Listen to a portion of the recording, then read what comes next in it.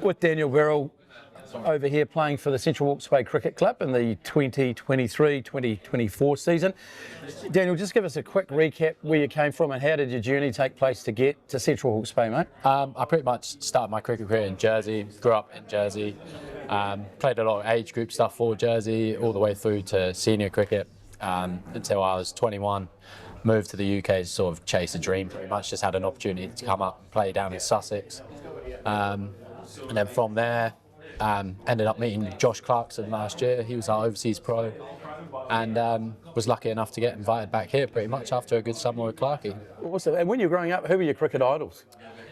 Flintoff as an English person. Why not? He's larger than life, isn't he? Exactly, and a good man. Have you met Freddie before? No, I have not been lucky enough to, but yeah, sort of big characters like that, Flintoff, people that sort of can change a game on the flip of a hat. So yeah, people like that were my idols, I reckon. And in terms of what you do on the cricket field, bowler, batter, bit of both? Bowler predominantly. I'd be lying if I said I was a batter as well. Yeah. 100%, yeah.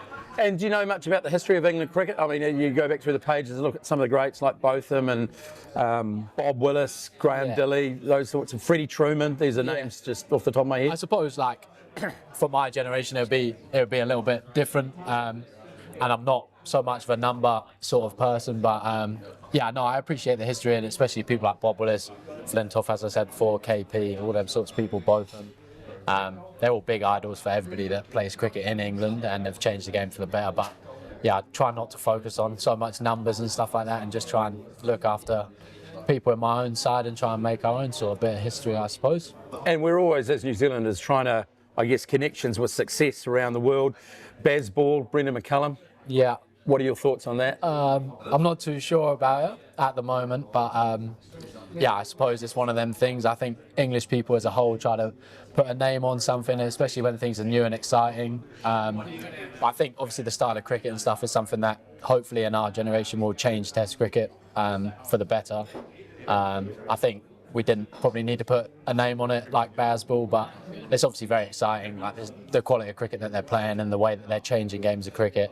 But at the same time, it's a game of cricket at the end of the day, and it can suddenly flip. And then people in the English media have got something to blame, like Bazball. So yeah, one of them. I'm sitting on the fence with it at the minute. And in terms of cricket generally in England, are there young players at age group level picking the game up, primary school, secondary school, that side of things? Is there good numbers coming through? Yeah, I would definitely say numbers is a massive thing in England. I think the sort of the culture divide in the private school, public school sector is sort of the biggest thing that England cricket are trying to break down. To get more of a level playing field. Just to try and get more people involved in the game, which I think is probably the biggest thing with Bazball, with Stokes, even people like, as I said before, like Flintoff, just genuine people that like not normal people, but I suppose more not so upper class people that go to private schools and stuff like that can associate with and look up to, I suppose. And also we're seeing a little bit more of a generation of people whereby it's maybe second generation that are chosen a home in England for a variety of reasons. They're starting to come through the ranks as well, and at a different flavour and a different feel for the format. 100%, and I think like that's the biggest thing that I think we'll find within, especially New Zealand, UK, like you've got people like Ravindra, people like that who have got different cultural backgrounds that are all coming through and proving just like anything, like how they provide something different to that team that has probably been overlooked in the past. And I think that's the way that the games are going to go, and I think that is the only way for the game to go, because yeah, that's the world that we live in and that's how it's going to be. And yeah. Do you think, and this is just a bit of a loaded question and we can step around it if you want to, but in terms of Aotearoa New Zealand, we have tried in the past to really encourage Pasifika and Māori to play cricket, but we're starting to see age group competitions take place. Do you see that perhaps, you know, as an opportunity for us as a country to encourage and develop those players as well? 100%, 100%. Because they often have lots of natural talent, right? Yeah, exactly that, and it, like you see with the rugby as well. And I just think for sport in general, the more people that are involved in the game and the more people that have support in the game that they choose to play is the best way. And that's the only way that the sport is going to move forward as a whole. Perfect. just in terms of yourself, you're a bowler. At what point in your cricket career did you think, right, bowling's for me, rather than trying to be a batsman or maybe a wicket keeper, or really get serious with your bowling? I think more just growing up, like I've always just been a bowler. I had a different pathway to most people, really. I played a lot of sport all the way up until 18, until sort of I found that cricket was for me. And forgive me, was that football or rugby? Football, or yeah. football? So, Yeah. played a lot of football growing up, and then just sort of fell out of love with it, and just thought, oh, I may as well give this a nudge. And people had said, like, you're probably good enough to try and give this a go. And I thought, well, I may as well just try, and even like batting now, keep trying. Yep. I've never had the hang of it. Try and hit a big ball, but sometimes it doesn't work out that way. But yeah, I've just always loved bowling. I like the hustle of it, and the fights that you get into and stuff. That's my favourite part. Look, what I've always said about bowling too, because I was a bowler as well, very average bowler, poor bowler, a lot of people would say around there. The thing is, if you get hit, you can come back and clean them out, and you can clean out there, and that's a wonderful thing. Batsman, you're back in the heart. If you castle someone, you're gone, right? Yeah, exactly that. I mean, I've looked at the mental health of some of my top 4 batters that I've played, and I think I probably looked at them and thought, I don't want to be like that. So I wish at least I get another chance. Yeah. That's the best thing about it. Yeah. Okay, here's the question too as well. EPL, do you follow a particular football side? Yeah, I do. My mum and dad are from Liverpool, so I've Fair got. My dad is a Liverpool fan, and ever since I've been pretty much straight out of the womb, I've been a Liverpool fan. So That's great. Nothing wrong with that. Followed them all the way through my life, through thick and thin. So yeah. Fantastic sporting history with Liverpool as well. Yeah, exactly. Yeah. Spurs myself, which is a rather long-winded story, which I won't bore you with.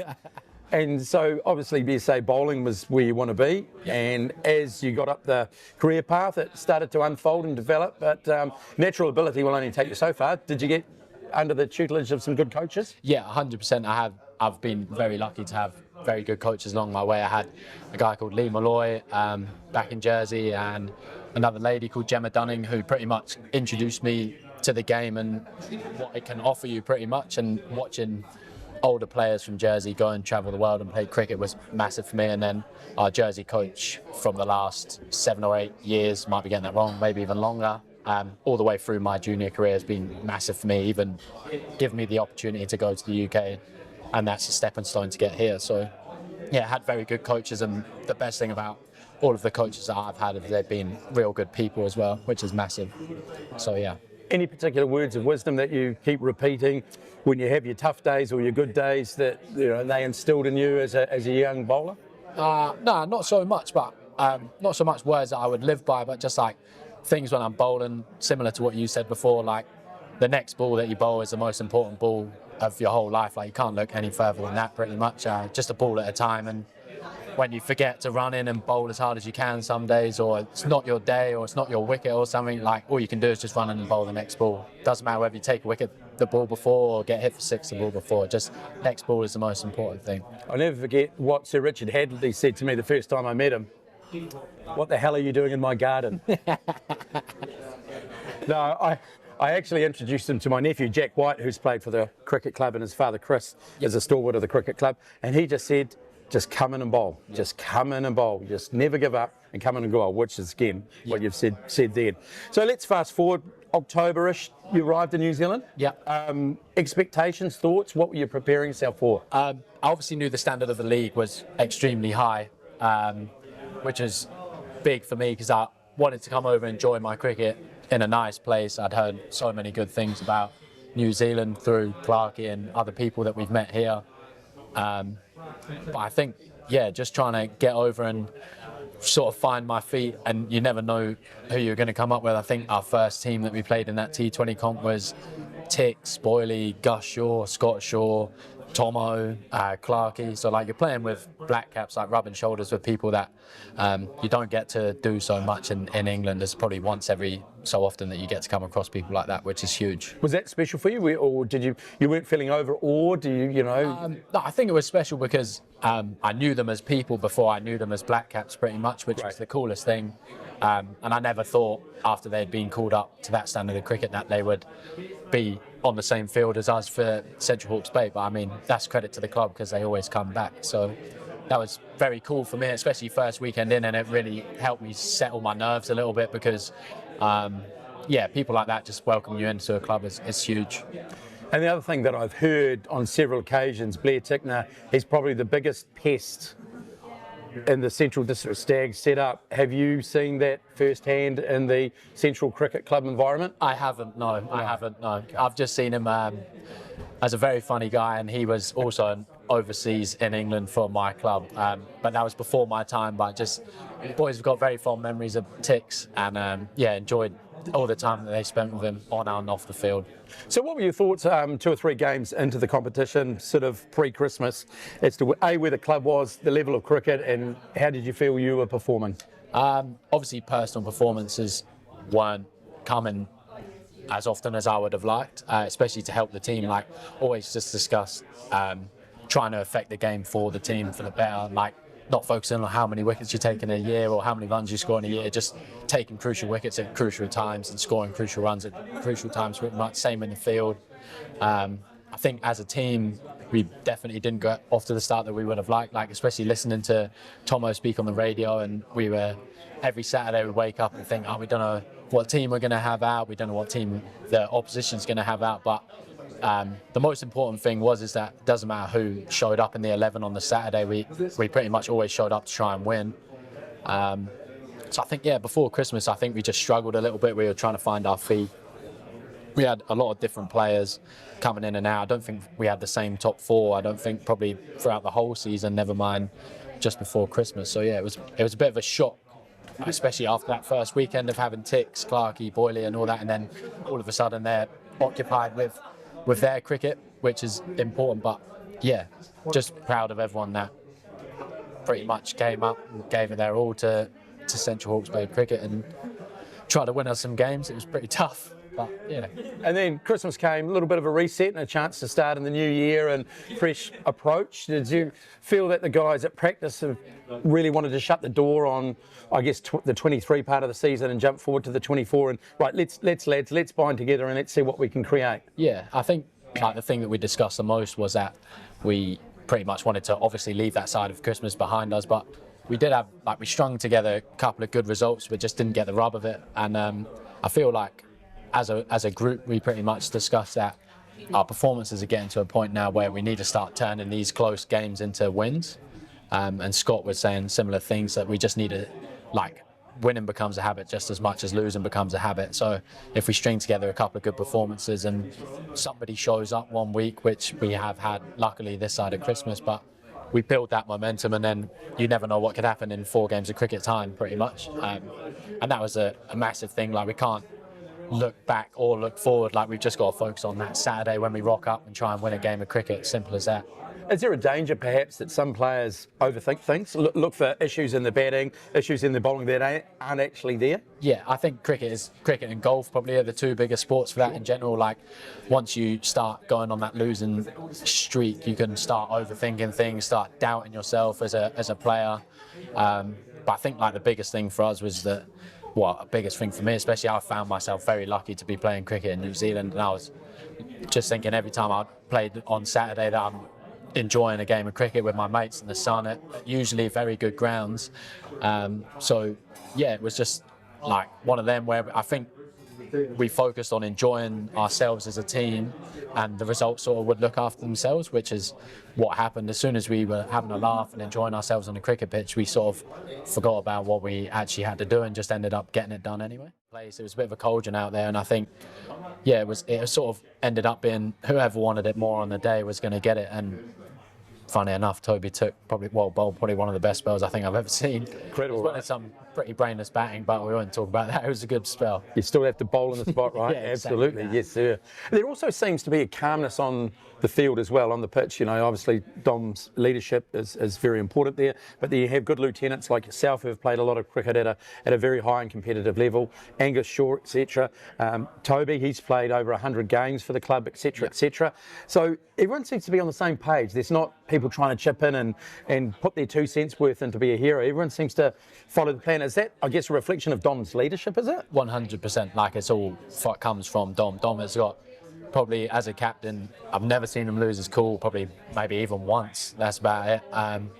But like, when you look up at your captain and he's never ever worried in times of whenever we have, say if you have a batting collapse or something, there's never any worry.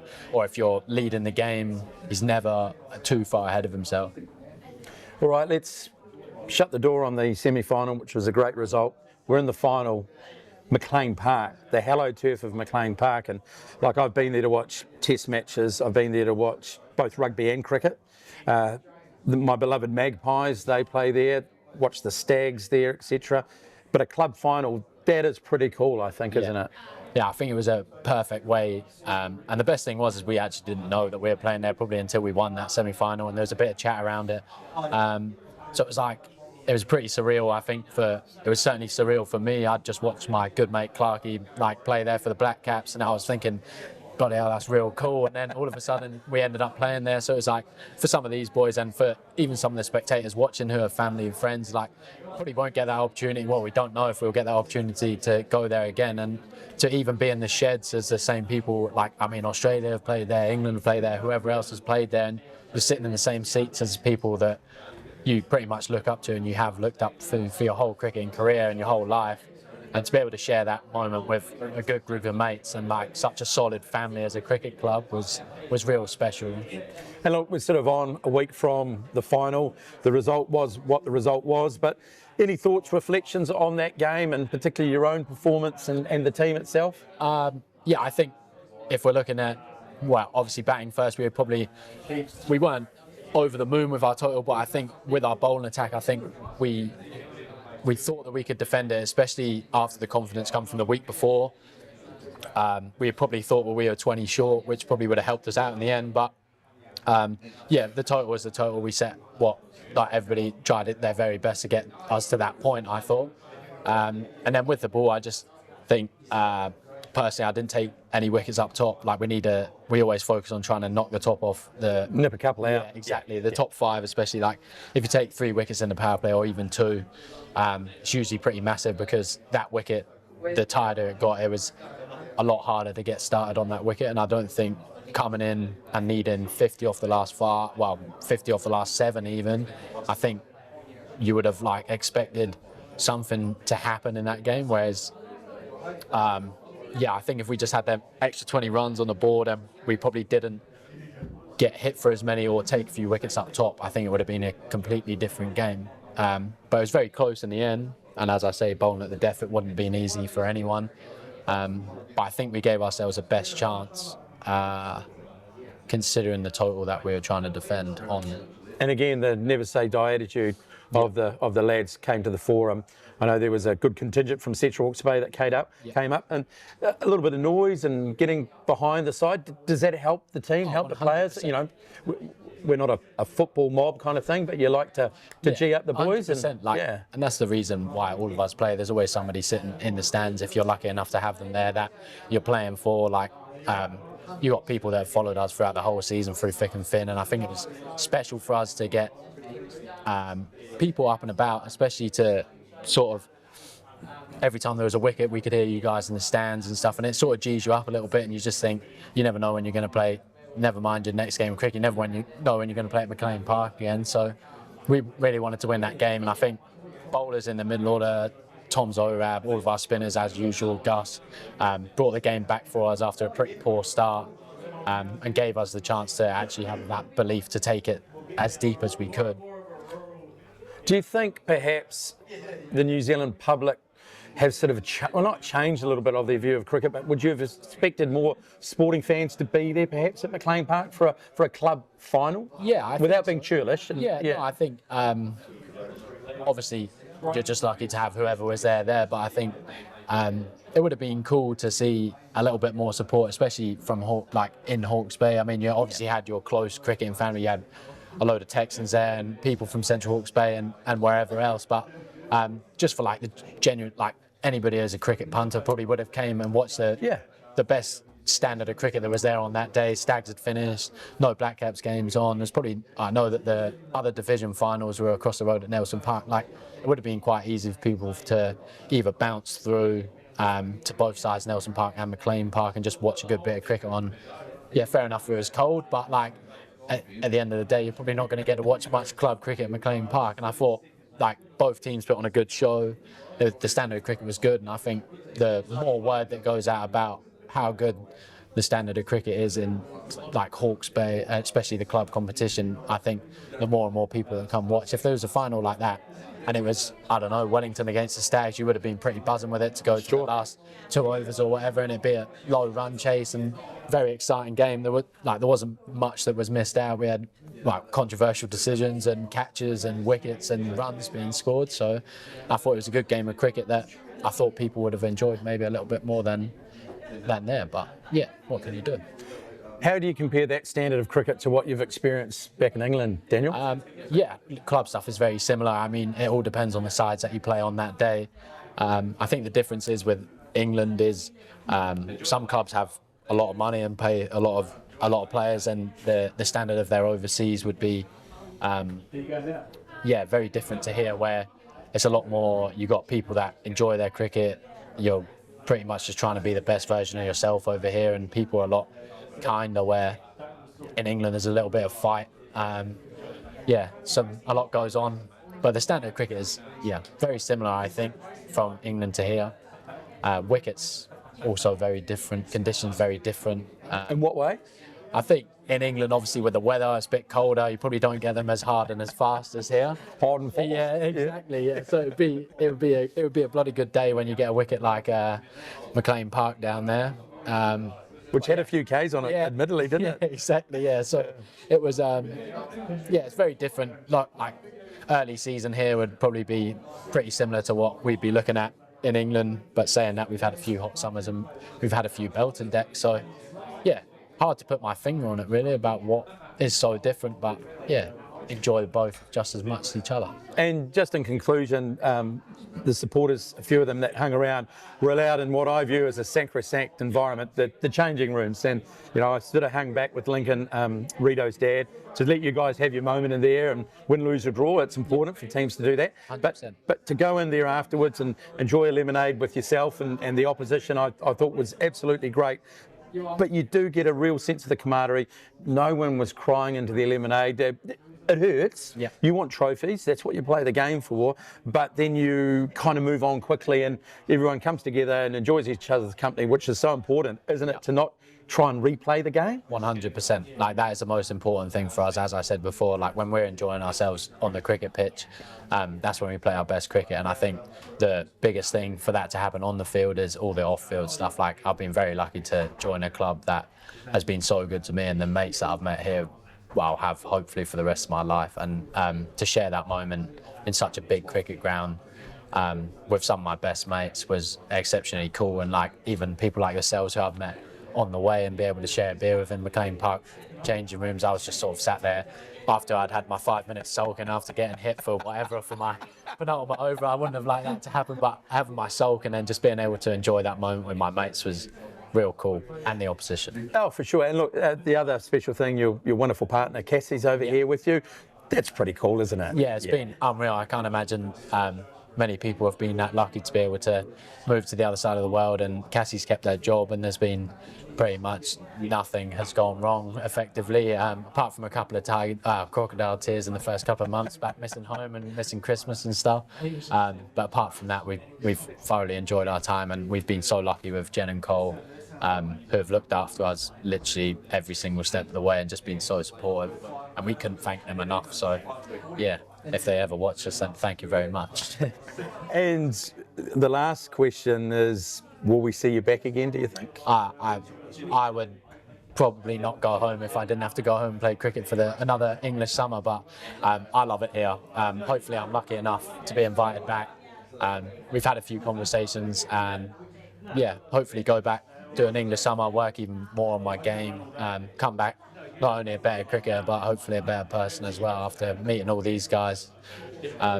See where the wind takes us, really. Brilliant. Now, you might get a few people from home at some point watching this, so you want to stare down the barrel and give a shout out to anyone back in Old Blighty? Yeah, like Jonty, Mum, Dad, brother, especially Lou and little Betty. I don't know why you would be watching Onga TV back in Jersey or in Brighton for that matter, but it's popular over there, Daniel. Yeah, but all the people at Preston Nomads and back in Jersey, love you guys lots. Thank you so much for all your support. Daniell, thank you so much for the chat and what you've done for the club. Really appreciate it. Thank you, mate. Go well. Thank you. Cheers, mate. That was good fun. Enjoyed that. That is a wrap.